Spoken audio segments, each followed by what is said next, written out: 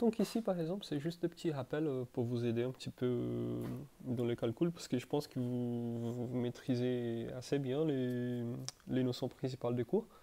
Mais des fois, il a des petites manipulations algébriques qui vous trompez des fois, et c'est important d'être plus à l'aise avec ça, je trouve.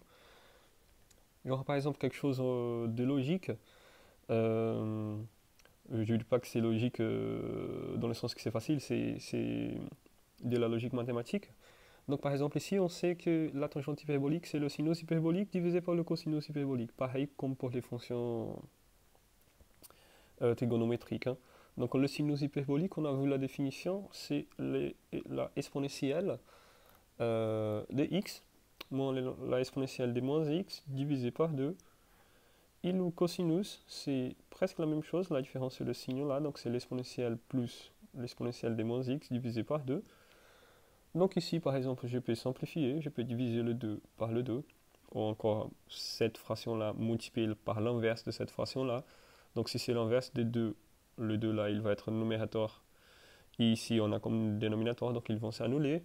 Donc on obtient exponentielle de x moins exponentielle de moins x, divisé par exponentielle de x plus exponentielle de moins x, qui est égal à l'exponentielle de x, moins, ici je peux écrire 1 sur exponentielle de x, divisé par l'exponentielle de x plus 1 sur exponentielle de x. Je fais la même chose en haut et en bas.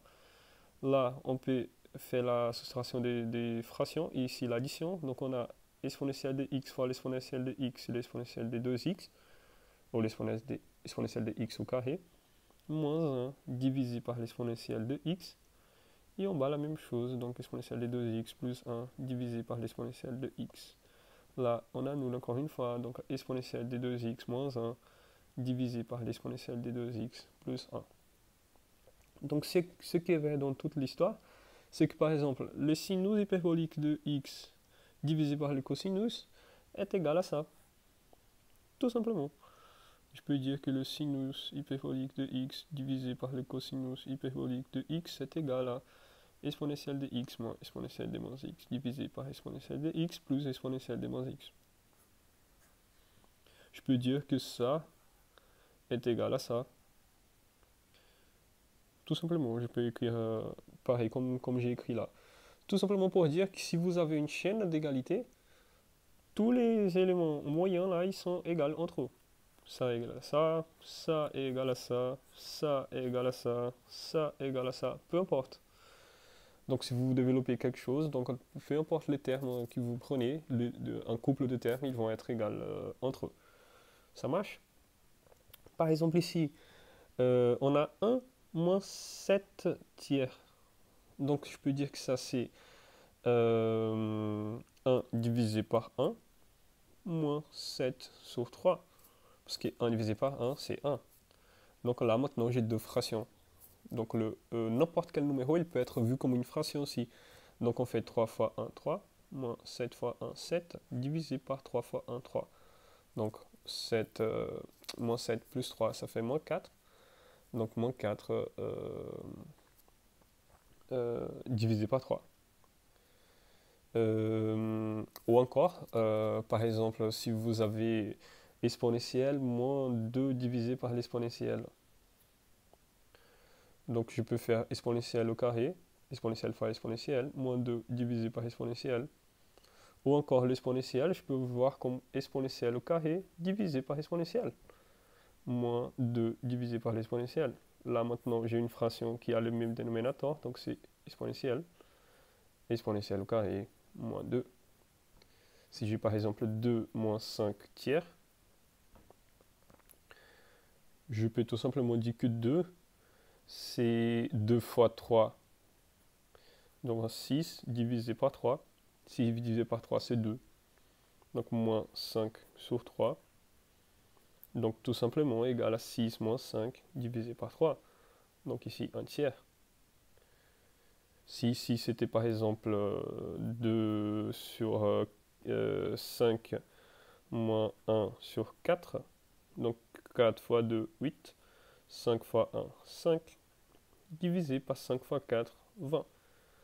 Donc ici, on a 3 sur 20. Ça marche? Donc n'importe quel numéro ou encore n'importe quelle expression algébrique peut avoir un dénominateur. Si on a par exemple racine de x moins racine de x moins 1, qu'est-ce qu'on peut faire avec ça? Par exemple, quand vous avez euh, euh, une suite, par exemple, qui est donnée comme ça, vous pouvez utiliser ça pour faire une analyse. Mais là, si on a x, par exemple, on peut dire que ça, c'est la même chose que ça, par exemple, si vous voulez. Parce que ça divisé par ça, bah, c'est justement ce qu'on a comme numérateur. Donc là, je peux multiplier les numérateurs maintenant par exemple, son conjugué. Si je multiplie en haut, bah, je multiplie en bas par la même chose, hein, moins 1. Ça et ça, c'est la même chose. Donc la multiplication là, c'est un produit remarquable. C'est A moins B fois A plus B.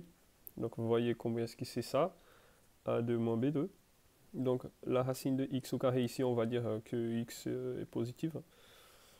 Donc on a x moins 1. Ça fois ça. Et en bas, on a ça fois 1. Donc c'est racine de x plus racine de x moins 1. Donc là, on a moins 1 divisé par racine de x plus racine de x moins 1. Donc j'avais une expression qui était juste ça, et je peux venir, par exemple, là. Ça peut servir toujours à quelque chose. Donc c'est des outils qu'on a, des outils algébriques pour améliorer une expression avec un objectif. Donc si j'ai une expression là A, je peux multiplier le O par B, donc je divise aussi par B. Donc A fois B divisé par B, évidemment là si le B il est différent de 0, ça c'est exactement égal à A. Par exemple, si j'ai mon dénominateur différent de 0, donc on a une expression par exemple A divisé par B, je peux dire que je peux faire par exemple A plus X moins X divisé par B. Pourquoi? Parce que X plus X c'est 0. A plus 0, bah c'est A. Donc l'expression qu'elle a, c'est exactement l'expression qu'elle a. Donc si A plus X, ça me dit quelque chose, bah, je peux utiliser, je peux modifier mon expression. Par exemple, si j'ai l'expression 1 divisé par 1 moins X, donc je peux dire que ça c'est 1 moins X plus X divisé par 1 moins X. Voyez là, tout ce que je fais, je dois défaire pour que ça reste cohérent. Tout ce que je fais, je dois défaire pour que ça soit cohérent. Regardez là l'ordre des expressions. Là, j'ai multiplié, donc je divise. Là, j'ai soustrait, donc je somme. Mais pourquoi je fais ça? Parce qu'ici, j'ai 1 moins x. Ici, j'ai 1 moins x. Donc, je mets 1 moins x divisé par 1 moins x plus x divisé par 1 moins x. Donc ici, si le x, évidemment, il est différent de 1, donc ça fait 1 moins x divisé par 1 moins x, bah, c'est 1. C'est comme si j'avais 2 sur 2. Chose qui est en haut, c'est la même chose qui est en bas. Donc plus x, 1 moins x.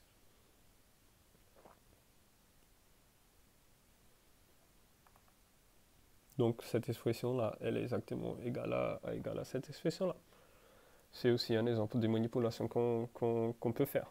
Donc comme petite propriété qu'on a utilisée là, on a utilisé que a divisé par 1, c'est toujours a. On a utilisé que a à la puissance 0, c'est 1, pardon. Qu'est-ce qu'on a utilisé? On a utilisé que a à la puissance moins n, c'est égal à 1 sur a à la puissance n. Donc là, comme exemple, on a 2 divisé par 1 égale à 2. On a moins 2 à la puissance 0 égale à 1. Là, par exemple, on a l'exponentielle de moins 3 égale à 1 divisé par l'exponentielle au cube.